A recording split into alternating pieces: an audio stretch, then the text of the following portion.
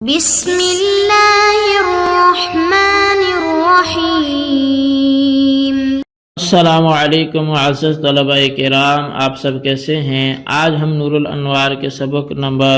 407 کو پڑھیں گے۔ آج کے ہمارے سبق کا عنوان ہے تیسری وجہ فاسد کا بیان۔ جیسا کہ استدلالات کی فاسد جو طریقے ہیں ان کو بیان کیا جا رہا ہے، اور ان میں سے 2 طریقوں کو بیان کیا جا چکا ہے، تو اب کی بار جو ہم پڑھیں گے وہ تیسری وجہ فاسد کو پڑھیں گے۔ آج کے ہمارے سبق کی عبارت والمطلق محمول علی المقید سے شروع ہوتی ہے، تو آئیے سب سے پہلے ہم آج کے سبق کی عبارت پڑھتے ہیں اور اس کی وضاحت کی طرف اس کے بعد ترجمہ کرنے کے بڑھیں گے۔ مصنف علیہ رحمہ لکھتے ہیں والمطلق محمول علی المقید۔ امام شافعی کے نزدیک مطلق مقید پر محمول ہوتا ہے۔ ھذا وجہ ثالث من الوجوہ الفاسدۃ، فرمایا جی کہ یہ وجوہ فاسدہ میں سے تیسری وجہ فاسد ہے۔ والمطلق هو المتعرض للذات دون الصفات لا بالنفی ولا بالاثبات، اور مطلق وہ ہے جو ذات کے در پہ ہوتا ہے، صفات کے در پہ نہیں ہوتا، نہ نفی کے ساتھ نہ اثبات کے ساتھ۔ والمقید هو المتعرض للذات مع صفة منها، فإذا أورد في مسألة شرعية فالمطلق محمول على المقید أي يراد به المقید، اور مقید وہ ہے جو ذات کے در پہ ہوتا ہے اس کی کسی صفت کے ساتھ، بس جب یہ دونوں کسی شرعی مسئلہ میں وارد ہوں تو مطلق مقید پر محمول ہوگا، یعنی مطلق سے بھی مقید مراد ہوگا، اگرچہ دونوں 2 حادثوں میں ہوں۔ وَإِنْ كَانَ فِي حَادِثَتَيْنِ عِنْدَ شَافِعِيَّ، اگرچہ دونوں 2 حادثوں میں ہوں امام شافعی علیہ رحمہ کے نزدیک۔ اچھا فرمایا کہ وَيُعْلَمُ مِنْهُ، اس سے یہ بات تو معلوم ہوگی کہ أَنَّهَا إِنْ كَانَ فِي حَادِثَةٍ وَاحِدَةٍ فَهُوَ مَحْمُولٌ عَلَى الْمُقَيَّدِ عِنْدَهُ بِالطَّرِيقِ الْأَوْلَى، اس سے یہ بات تو معلوم ہو گئی کہ اگر وہ دونوں کسی ایک حادثے میں ہوں تو امام شافعی علیہ رحمہ کے نزدیک بدرجہ اولا مطلق مقید پر محمول ہوگا۔ وَنَظِيرُهُ لَمْ يُذْكَرْ فِي الْمَتْنِ وَهُوَ آيَةُ كَفَّارَةِ الظِّهَارِ فَإِنَّهَا حَادِثَةٌ وَاحِدَةٌ ذُكِرَ فِيهَا 3 أحكام من التحریر والصیام والإطعام، اور اس کی جو نظیر ہے وہ متن میں مذکور نہیں ہے، اور وہ کفارہ ظہار کی آیت ہے، کیونکہ یہ ایک حادثہ ہے، اس میں 3 احکام مذکور ہیں، تحریر، روزہ، کھانا کھلانا۔ اب 3 احکام مذکور ہیں، تحریر اور روزہ اور کھانا کھلانا، اور وقید الاول والثانی بقوله من قبل ان يتماسا ولم يقید الاطعام به، فالشافعی يحمل الاطعام على التحریر والصیام ويقیده بقوله من قبل ان يتماسا ایضا، اول اور ثانی کو من قبل ان يتماسا کی قید کے ساتھ مقید کیا گیا ہے، اور اطعام کو اس کی ساتھ مقید نہیں کیا گیا اس قید کے ساتھ۔ امام شافعی الرحمہ اطعام کو تحریر اور صیام پر محمول کرتے ہیں، اور اس کو بھی من قبل ان یتماسا کی قید کے ساتھ مقید کرتے ہیں۔ جی طلبہ کرام، یہ تھی ہمارے آج کے سبق کی عبارت اور اس کا ترجمہ۔ آئیے اب اس کی وضاحت کی طرف بڑھتے ہیں۔ گزشتہ سبق میں ہم نے عبارت پڑھی تھی، لیکن کچھ وضاحت چھوٹی سی رہ گئی تھی۔ اور وہ یہ تھا کہ امام شافعی کا وصف کو شرط کے ساتھ ملحق کرنا یہ ہمیں تسلیم نہیں تھا، کیونکہ وصف کے 3 درجے ہیں، ان میں سے ایک درجہ جو ہے وہ ادنا ہے، اور وہ یہ ہے کہ وصف اتفاقی ہو، احترازی نہ ہو، بلکہ عادت کے طور پر اس کو ذکر کر دیا گیا ہو،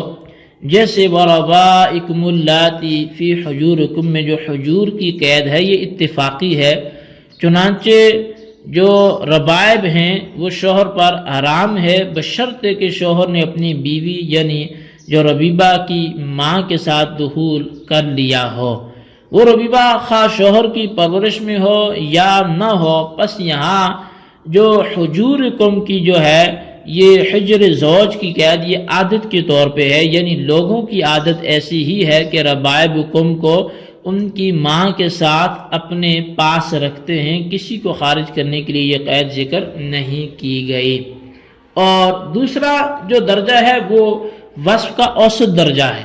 اور وہ یہ ہے کہ وصف شرط کے معنی میں ہوتا ہے، جیسے اللہ تبارک و تعالیٰ کا قول ہے من فتیاتکم المؤمنات، یعنی من فتیاتکم ان کانت مؤمنتن۔ اور تیسرا جو درجہ ہے وصف کا وہ اعلیٰ درجہ ہے، اور وہ یہ ہے کہ علت کے معنی میں ہوتا ہے، یعنی وہ جو وصف ہے وہ علت کے معنی میں ہوتا ہے، یعنی حکم میں مؤثر ہوتا ہے، جیسے السارق اور الزانی کی وصف سرقہ وجوب قطع میں مؤثر ہے، اور وصف زنا وجوب جلد میں مؤثر ہے۔ دراصل قاعدہ یہ ہے کہ اگر کوئی حکم کسی مشتق پر مرتب ہو تو اس مشتق کا ماخذ اس حکم کی علت ہوتا ہے، پس قطعیت کا حکم چونکہ سارق مشتق پر مرتب ہے اس لیے اس کا ماخذ اشتقاق یعنی وصف سرقہ اس حکم کی علت ہوگا۔ اسی طرح یہ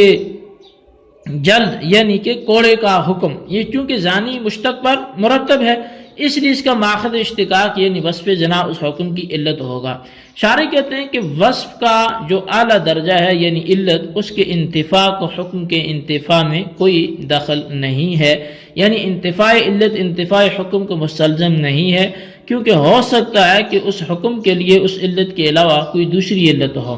پس جب اعلیٰ درجے کے وصف کا انتفاع حکم میں مؤثر نہیں ہے تو ادنا درجہ اور اوسط درجے کے وصف کا انتفاع حکم میں بدرجہ اولا مؤثر نہیں ہوگا۔ بہرحال یہ بات ثابت ہوگی کہ وصف اپنے ماعدا سے حکم کی نفی نہیں کرتا۔ اچھا، تیسری وجہ فاسد کو پھر بیان کیا جا رہا ہے، اور وہ یہ کہ حضرت امام شافعی علیہ رحمہ کے نزدیک مطلق مقید پر محمول ہوتا ہے۔ اچھا، مطلق وہ ہے جو صرف ذات پر دلالت کرتا ہو، صفات پر دلالت نہ کرتا ہو، جیسے رقبہ، اور یعنی رقبہ ایک ذات پہ دلالت کرتا ہے غلام کی ذات پر، اور مقید وہ ہے جو ذات مع صفات پر دلالت کرتا ہو، جیسے رقبہ مؤمنہ۔ پس اب یہ رقبہ مؤمنہ ذات پہ بھی دلالت کرتا ہے اور اس کا وصف ایمان پر بھی دلالت کر رہے ہیں۔ پس اگر مطلق اور مقید دونوں ایک شرعی مسئلہ میں وارد ہو جائیں تو مطلق مقید پر محمول ہوگا،